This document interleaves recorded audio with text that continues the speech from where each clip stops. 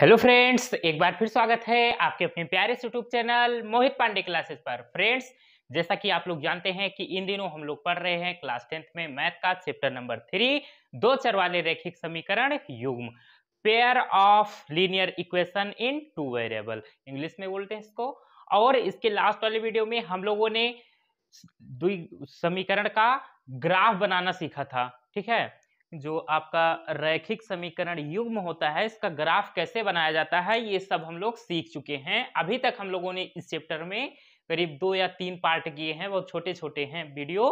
ठीक है, अभी तक हम लोग एक्सरसाइज पर नहीं आए थे, लेकिन आज हम लोग एक्सरसाइज 3.1 की बात करने वाले हैं। फ्रेंड्स, अगर आपको बोर्ड एग्जाम 2023 में बैठना है और अगर आपको मैथ में कोई भी समस्या है या मैथ से डर लगती है तो आप बहुत सही जगह पे आ गए हो। ठीक है, कोई आपने अच्छा कर्म किया होगा कि आपकी मुलाकात हमसे हो गई भैया। ठीक है, 2023 में अगर मैथ में आपका 90 नंबर से कम आएगा तो बताना, लेकिन उसके लिए आपको करना क्या है, हमारे चैनल को अभी सब्सक्राइब करना है और रोज वीडियो अपलोड होते हैं यहाँ पर मैथ के, आपको रोज वीडियो देखनी है।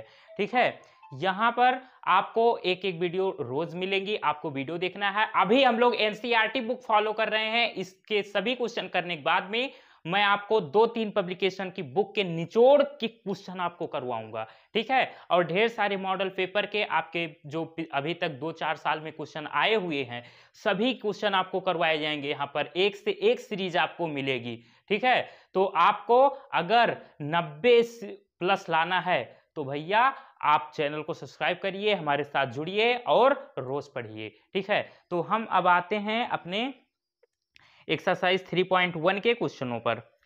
तो हमारा जो एक्सरसाइज 3.1 है उसमें हमें क्या, बस ग्राफ का खेल है। ठीक है, तो हम इसमें 3 क्वेश्चन हैं। पहला क्वेश्चन कह रहा है, और ये लैंग्वेज वाले क्वेश्चन है। बच्चे लैंग्वेज वाले क्वेश्चन से बहुत डरते हैं, लेकिन उसका एक कारण भी है बालक, उसका कारण ये है कि बच्चों को सही ढंग से बताया नहीं जाता। ठीक है, डायरेक्ट आते हैं सर क्वेश्चन, उन्हें तो पता है कैसे क्या करना है, अपना करा के निकल लिए, लेकिन सिस्टम पूरा क्या है आपको मैं बताऊंगा। कोई भी चीज रटने की आपको नहीं पड़ेगी। चलिए फर्स्ट क्वेश्चन हम लोग देखते हैं। फर्स्ट क्वेश्चन इसमें कह रहा है, आफताब अपनी पुत्री से कहता है 7 वर्ष पूर्व मैं तुमसे 7 गुनी आयु का था, अब से 3 वर्ष बाद मैं तुमसे केवल 3 गुनी आयु का रह जाऊंगा। इस स्थिति को बीजगणितीय एवं ग्राफीय रूपों में व्यक्त कीजिए। ठीक है, मतलब हमें आंसर नहीं निकालना है, केवल हमें बीजगणितीय रूप में, आपको बीजगणितीय रूप का मतलब यह हुआ कि आपको समीकरण दिखानी है। ठीक है, क्या समीकरण बनेगी, और ग्राफीय रूप का मतलब कि उस समीकरण के द्वारा आपको x और y के कुछ वैल्यू निकालनी है और ग्राफ पर उन्हें दर्शाना है कि उनका ग्राफ कैसे बनेगा। ओके, इतनी ही कहानी आपको करनी है, इसमें कोई आंसर नहीं निकालना है। तो इससे पहले मैं आपको बस 1 मिनट लगेगा प्यारे, मैं आपको कुछ बेसिक बता दे रहा हूं कि गणित के कुछ शब्द होते हैं, जहां कहीं भी आपको, मैं यहां नीचे लिख दे रहा हूं, पूर्व शब्द लिखे, पूर्व, जहां कहीं भी पूर्व, और लिख दूं पूर्व या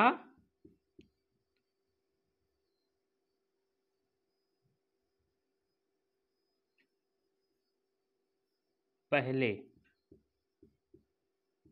जहां कहीं भी आपको पूर्व या पहले शब्द दिखेगा वहां आपको समझ जाना है कि आपको वहां पर करना क्या है, माइनस करना रहेगा। ठीक है, और जहां कहीं भी आपको बाद या पश्चात, जहां कहीं भी आपको बाद या पश्चात शब्द दिखेगा गणित में, आपको समझ जाना है कि यहां पे हमें प्लस करना है। ठीक है, और क्या ध्यान देना है आपको, गुना का मतलब होता है प्यारे गुणा, गुना का मतलब है कि आपको गुणा करना है, मल्टीप्लाई करना है।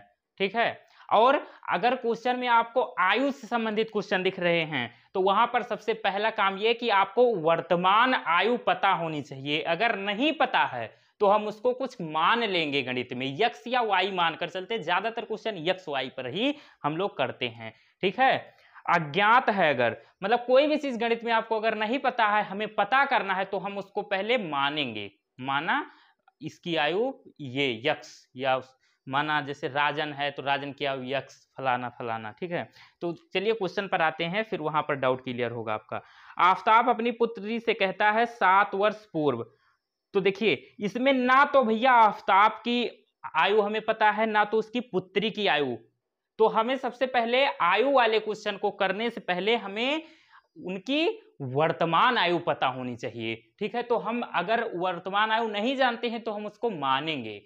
तो पहला काम आपको यही करना है इसमें कि मानेंगे। माना आफताब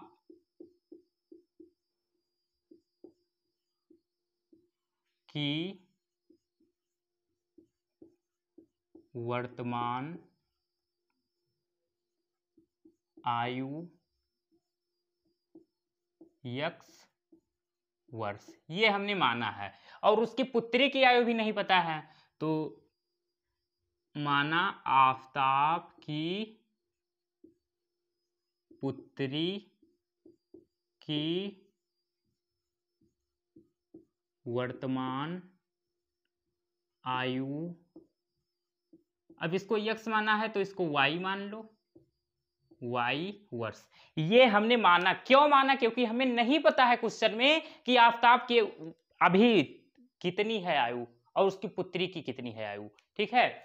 तो हम लोगों ने मान लिया कि माना आफताब की वर्तमान आयु यक्स वर्ष है, तथा माना आफताब की पुत्री की वर्तमान आयु वाई वर्ष है, ये हम लोगों ने माना। अब आते हैं अपने क्वेश्चन पर। अब आगे कह रहा है 7 वर्ष पूर्व। अब इसमें आपको 2 शर्त दे रखी है, क्या? एक 7 वर्ष पूर्व और एक कह रहा है 3 वर्ष बाद। तो इसमें 2 कंडीशन हैं। तो पहली कंडीशन हमारी क्या है? फर्स्ट शर्त,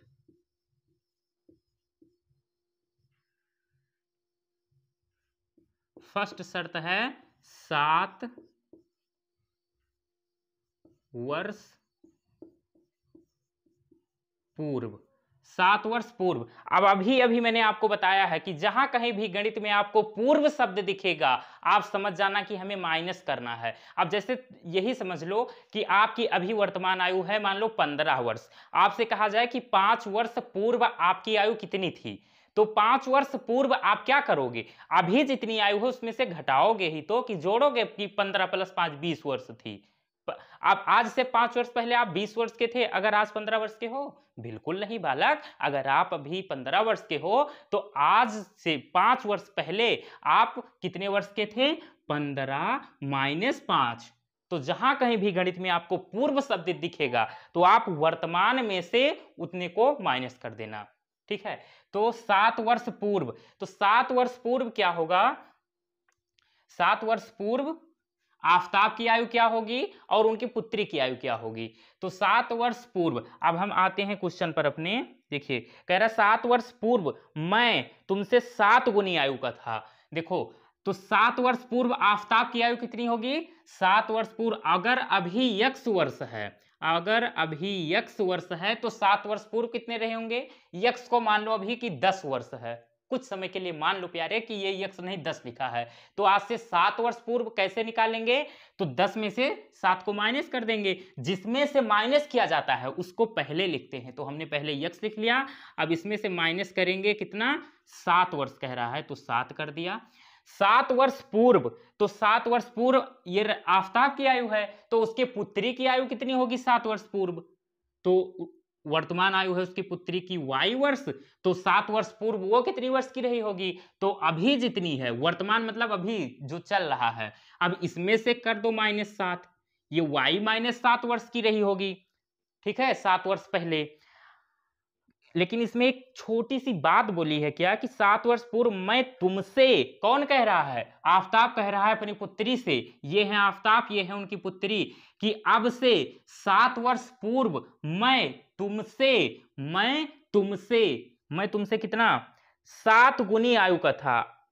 7 वर्ष पूर्व मैं तुमसे 7 गुनी आयु का था। इनसे 7 गुनी, इनकी जो आयु है 7 वर्ष पूर्व इनकी आयु से 7 गुनी थी। तो गुणा होगा भैया किसमें? इसकी आयु में 7 से कर दीजिए गुणा, ये बराबर हो जाएगा। ठीक है, अब आपको यहाँ पर एक बात और ध्यान देनी है कि गुणा किस में किया जाता है, तो जिसके साथ में का, की, के दिखेगा, गुणा हमेशा उसमें करना रहेगा प्यारे। ठीक है, ये सब क्वेश्चन सॉल्व करने का तरीका होता है। तो आपको यहां से एक इक्वेशन मिलेगी अभी। ठीक, तो हमने क्या किया, 7 वर्ष पूर्व आफ्ताब की आयु कितनी, अभी हम लोगों ने माना है कि वर्तमान आयु x वर्ष, तो 7 वर्ष पूर्व x माइनस 7 किया। हमने माना कि उसकी पुत्री की वर्तमान आयु y वर्ष, तो 7 वर्ष पूर्व कितनी होगी, y माइनस 7। अब आफ्ताब कह रहे हैं कि अब जो तुम्हारी आयु थी 7 वर्ष पूर्व, तुम्हारी आयु की 7 गुनी आयु थी मेरी, कब, 7 वर्ष पूर्व। तो किसकी आयु की, इसके पुत्री की आयु की, तो इसलिए हम लोगों ने इसके पुत्री की आयु में 7 से गुणा किया है प्यारे। ठीक है, अब यहां से आपको एक इक्वेशन मिलेगी, क्या, x माइनस 7 बराबर 7 का अंदर गुणा करिए, 7y माइनस 7 49।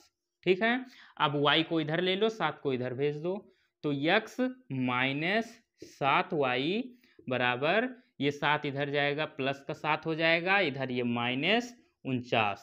ठीक, तो x माइनस 7y बराबर 49, 2 और 4 और ये माइनस 42। यहां से आपको ये इक्वेशन मिल गई। ठीक, इसका नाम दे दो समीकरण नंबर 1। ठीक है, अभी एक शर्त और है, और क्या शर्त है, अब से 3 वर्ष बाद, तो सेकेंड शर्त है हमारी, सेकेंड शर्त, 7 वर्ष बाद कितने, अब से 3 वर्ष बाद, 3 वर्ष बाद प्यारे, 3 वर्ष बाद, 3 वर्ष बाद क्या होगा, अब अभी मैंने बताया है कि जहां कहीं भी बाद शब्द दिखेगा वहां आपको करना है प्लस। कैसे, समझो, कोई जल्दबाजी नहीं है। आप सोच रहे होंगे एक ही क्वेश्चन में इतना टाइम लग रहा है, प्यारे टाइम को मत देखो, आप मैथ पढ़ रहे हो, इसीलिए तो आपको मैथ से डर लगता है कि आप टाइम देखते हो। ठीक है, अगर आज आपको समझ में आ गया तो लाइफ में दोबारा ये चीज नहीं पढ़नी पड़ेगी। जल्दी जल्दी में करा दूं तो आपको कुछ दिन बाद फिर से पढ़ना पड़ेगा, लेकिन अगर इस तरीके एकदम कहानी के थ्रू आपको मैं रटा दूंगा तो इस टाइप के और भी क्वेश्चन आए तो आप उसको कर ले जाओगे। ठीक है, इसलिए एक एक पॉइंट मैं बार बार चिल्ला चिल्ला के कहता हूं, मेरा पढ़ाने का तरीका ऐसे ही है प्यारे। ठीक है, तो बाद, अगर मान लो अभी आपकी आयु 15 वर्ष है, कहा जाए कि 5 वर्ष बाद आपकी आयु कितनी होगी, तो आप क्या करोगे, 15 में 5 ऐड करोगे, 15 5 20 वर्ष के हो जाओगे बच्चा, बालिक हो जाओगे। ठीक है, तो 5 वर्ष बाद जहां कहीं भी बाद शब्द दिखेगा वहां आपको प्लस करना है, जहां कहीं भी पूर्व शब्द दिखेगा वहां आपको माइनस करना है। ठीक है, तो ये बात क्लियर है। तो अब हम आते हैं क्वेश्चन पर, कह रहा है कि अब से 3 वर्ष बाद, अब से 3 वर्ष बाद, अभी वर्तमान आयु कितनी है, आफ्ताब की वर्तमान आयु x माना है हमने, तो अब से 3 वर्ष बाद क्या होगा, x में 3 ऐड हो जाएगा, तो उसकी जो पुत्री की आयु है उसमें भी, उसकी आयु भी तो 3 वर्ष बाद कुछ बढ़ेगी, तो y, इसकी भी आयु क्या हो जाएगी, y प्लस 3 वर्ष।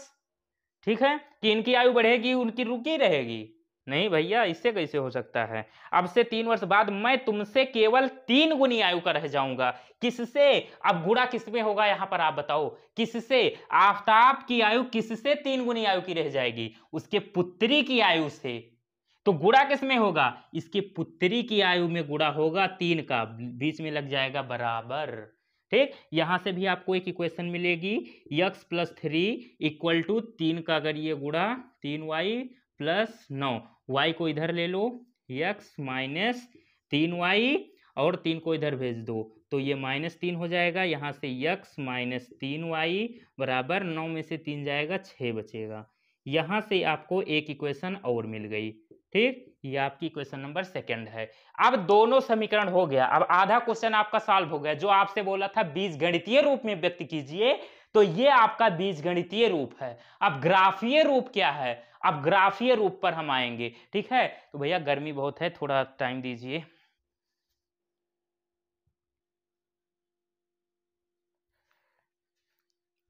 चलिए, अब हम टेबल बनाते हैं एक, जिससे हम x और y की वैल्यू निकालेंगे, फिर उसी को ग्राफ पर दर्शाएंगे। ठीक है, ये चीज आप लोग सीख चुके हैं, मैंने 2 वीडियो में आपको सिखाया है कैसे क्या किया जाता है प्यारे।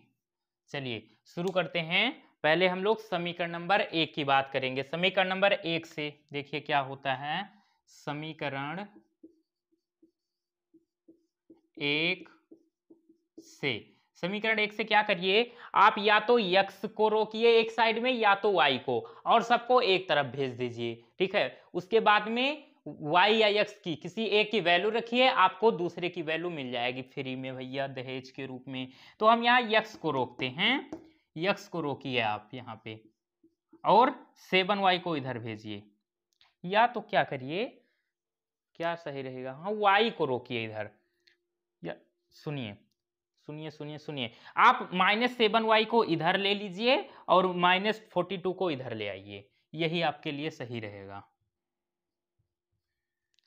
आप क्या करिए, यहाँ पर x को रोकिए और आप -42 को इधर लाएंगे, प्लस हो जाएगा 42, और ये इधर आके आपका बन जाएगा 7y।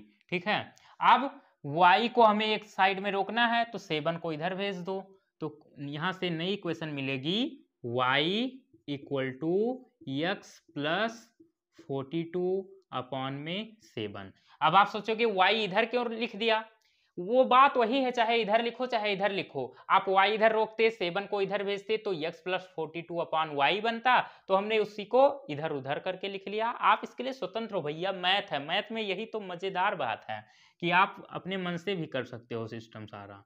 चलिए अब इसका भी एक नाम दे दीजिए आप। समीकरण नंबर 1 मान चुके हैं, यहाँ 2, यहाँ इसको बोल दो समीकरण नंबर 3। ठीक है, अब समीकरण नंबर 3 में क्या करिए, अब इसके बाद में आपको एक टेबल बनानी है, एक बॉक्स बनाइए, ये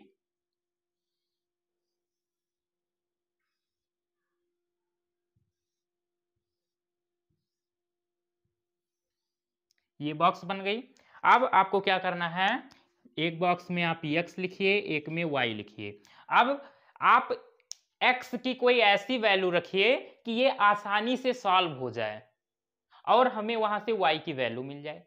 तो अगर हम यहाँ पर x की वैल्यू 0 रख दें तो मिलेगा क्या हमें, पहले आप अपने माइंड में ही सॉल्व करिए, उससे होगा क्या, ग्राफ बहुत आसानी से बन जाएगा। अगर जल्दबाजी में 1 2 3 बिना देखे सोचे विचारे रख दोगे तो ग्राफ बनाने में आपको दिक्कत होगी।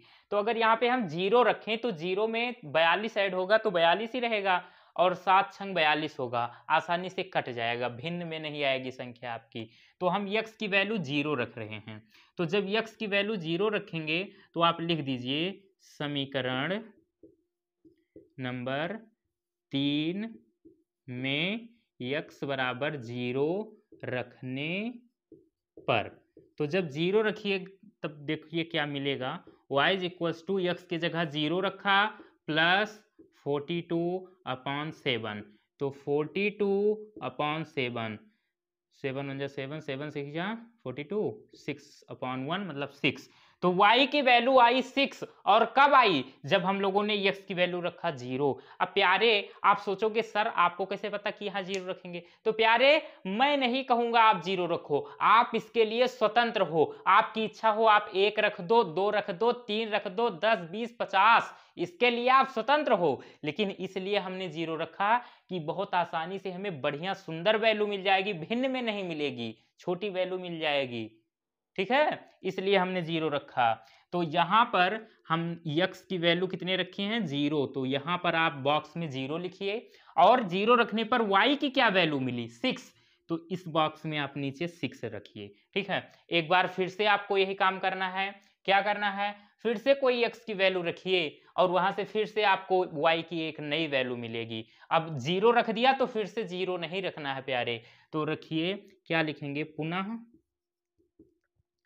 समीकरण नंबर 3 में x बराबर, अब क्या रखें, अगर हम इसमें फिर 7 रख दें तो 42 7 49 7 7 49, 7 रख दीजिए, x बराबर 7 रखने पर, ठीक, x बराबर 7 रखने पर, तो रखिए y is equals to 7 plus 42/7 बराबर 42, 7 49/7, 7 एकम 7, 7 7 49, 7/1 मतलब 7। y की वैल्यू कितनी आई? y की वैल्यू 7 आई। और कब आई? जब हम लोगों ने x की वैल्यू 7 रखा। तो यहां पर आप 7 लिखेंगे, यहां पर भी 7 लिखेंगे। ठीक, अब दो वैल्यू हमें निकल चुकी। x की एक वैल्यू 0 आई है, एक 7। y की भी दो वैल्यू आ गई, एक 6 और एक 7। अगर चाहो तो बस अब रहने दो, बस काफी है। और अगर चाहो तो एक एक वैल्यू और निकाल लो। तो हम रहने देते हैं यार, इतने से काम हो जाएगा। ठीक है, रहने दो, क्या फायदा। अगर आपके पास टाइम है अगर, तो आप एक वैल्यू कोई और अपने मन से निकाल लेना। नहीं तो अगर दो पे ही कर दोगे तो कोई दिक्कत नहीं है यार, कोई गलत काट नहीं सकता। चलिए, अब हम एक बॉक्स तैयार कर लिए समीकरण नंबर 1 के द्वारा। अब यही काम हम समीकरण नंबर 2 से करेंगे, वहां से भी यही चीज हमें करना रहेगा। तो देखिए अब क्या करना है हमें। कहां गए भैया? ये क्वेश्चन जब आते हैं भैया लॉन्ग में आते हैं, 3-4 नंबर देके जाते हैं, इसीलिए भैया इतना टाइम लग रहा है इसमें। लिखिए समीकरण नंबर 2 से। समीकरण नंबर 2 से क्या होगा, आप यहां क्या करिए, यहां भी यही काम करिए कि -3y को इधर भेजिए, तो यहां पर x को रोकिए, 6 को इधर लीजिए तो ये -6 हो जाएगा आपका, और ये 3y हो जाएगा इधर जाके। अब 3 को इधर भेज दीजिए अपॉन में, तो इधर अकेला y बचा रह जाएगा, तो x -6 3 अपॉन में आ जाएगा। ये इसको नया नाम दे दो, समीकरण नंबर 3 तक मान चुके हैं, इसको बोल दो समीकरण नंबर 4। ठीक है, अब क्या करेंगे, अब इसमें भी कोई x की वैल्यू रखिए, वहां से आपको y की वैल्यू मिलेगी। तो चलिए रखते हैं समीकरण नंबर 4 में x बराबर क्या रख दें। आप खुद सोचिए कि अगर हम यहां पर x की वैल्यू 0 रख दें तो 0 -6 ही रहेगा, अपॉन में 2 और सॉरी 3, तो 3 2 जा 6 -2 आ जाएगा। तो x की वैल्यू 0 रखना सही रहेगा। 0 रखने पर 0 रखिए, तो y is equals to 0 -6 upon 3, तो -6 अपॉन 3, 3 1 जा 3, 3 2 जा 6 -2। तो x की वैल्यू आपको मिली -2। ओ हीरो, हमने टेबल बनाना तो भूल ही गया। अब चलिए यहां पर टेबल बना देते हैं, इसका टेबल यहीं पर कर दे रहे हैं। ठीक है,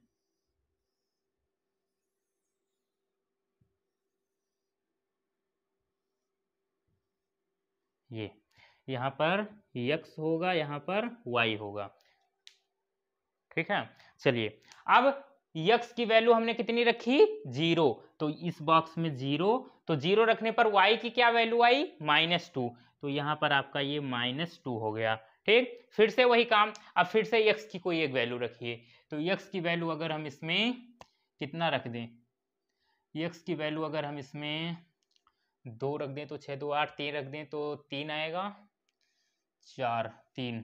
ठीक है, तो हम इसमें रख दे रहे हैं क्या, पुनः समीकरण नंबर 4 में x बराबर 3 रखने पर, x बराबर 3 रखिए तो क्या मिलेगा आपको, देखिए y इज इक्वल्स टू 3 -6/3, ये -3/3 कैंसिल होके -1 आएगा। तो x का मान 3 रखने पर, x का मान 3 रखने पर y का क्या मान मिला आपको, y का मान मिला आपको -1, तो -1।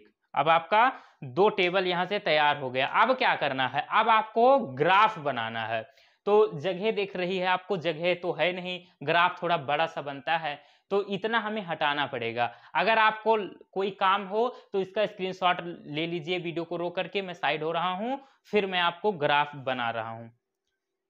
ले लिया स्क्रीनशॉट। चलिए, हमारा ग्राफ ड्रा हो चुका है। ग्राफ बनाना तो आप लोग जानते होंगे, ये आपकी पड़ी हुई लाइन, इसको बोलते हैं एक्स एक्सिस। ये वाली आपकी होती है एक्स की अगर वैल्यू प्लस रहेंगी तो ये एक्सिस लेंगे, ये एक्स पॉजिटिव होती है। और ये आपकी x निगेटिव होती है, ऊपर वाली y पॉजिटिव, नीचे वाली y निगेटिव। अब देखो ये दो टेबल हैं हमारे पास, इनमें जो वैल्यू आई है एक्स वाई को उसको हम यहाँ पर दर्शाते हैं।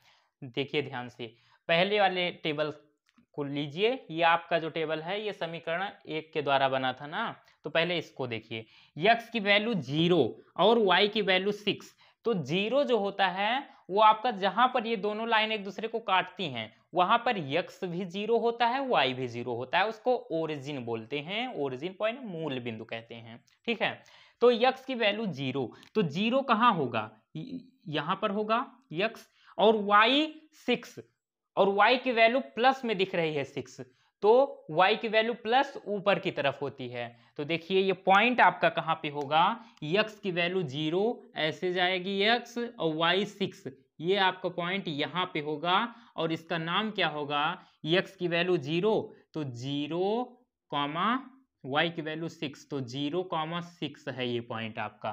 ठीक, अब x की वैल्यू 7, तो x की वैल्यू 7 है और आपको प्लस में दिख रहा है, तो x प्लस किधर होता है, इस साइड में, तो आपको यहां पर मिला। अब y की वैल्यू 7, y की भी वैल्यू प्लस में है, तो y की वैल्यू प्लस में ऊपर की तरफ होती है। अब x की वैल्यू को बढ़ाते जाओ ऊपर, y की वैल्यू को इधर, जहां पर एक दूसरे को काटती हुई आपको नजर आए वहीं पर पॉइंट होंगे। तो x की वैल्यू 7, ये कुछ इस तरीके से ऐसे ऐसे जाएगा ये, और y की ये y की वैल्यू 7 और x की वैल्यू भी 7 है, तो x की वैल्यू 7 ये ऐसे जाएगा यहां से,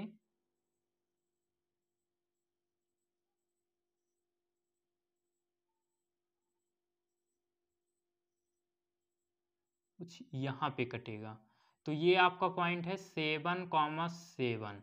ठीक, ये आपका हो गया। अब ये तो हो गया, अब इसको क्या करिए, अब मिला दीजिए।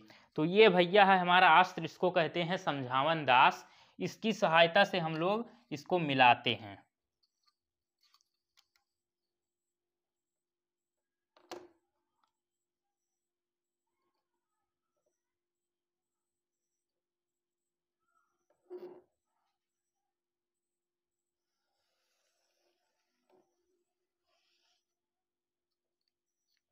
ठीक, ये इस तरीके से जाएगी रेखा। ओके, अब यही काम दूसरे वाला जो टेबल है इसमें जो वैल्यू है इसको आप दर्शाइए पहले, x की वैल्यू 0, y की -2, तो 0 तो यहां पर होता है x y दोनों, y की वैल्यू -2, अब -2 y की वैल्यू नीचे होती है, तो यहां पे आपका x ये 0 इधर से ऐसे आएगा, y -2, तो ये पॉइंट आपका यहां पे होगा, और ये पॉइंट क्या है आपका 0, -2, ये पॉइंट है आपका 0, -2। ओके, अब देखो x की वैल्यू 3 और प्लस में है 3, y की वैल्यू -1, तो x की प्लस ये होती है आपकी और y -1, तो y नीचे, तो इसको ऐसे लाओ, y को -1 ये जाएगा इधर से ऐसे, और ये इधर ये आएगा, तो इसको छोटा लिख ले रहे हैं 3, तो आपका यहाँ पे ये मिलेगा, ये आपका है पॉइंट 3, -1, x पे 3 है, y पे -1, तो 3, -1। ठीक है, अब देखो इसको भी मिलाते हैं हम लोग।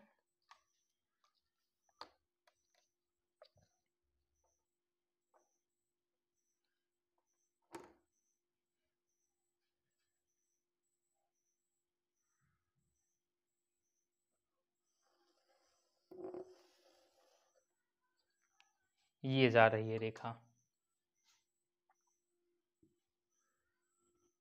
ये आपका ग्राफीय रूप भी हो गया। ये कौन सी रेखा का है, कौन से समीकरण की रेखा है, ये है आपकी x -7y बराबर -42, और ये वाली रेखा x -3y बराबर 6।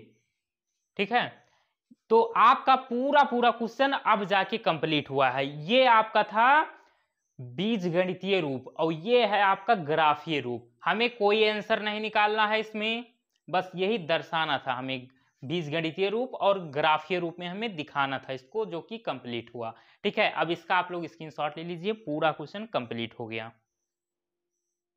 ले लिया?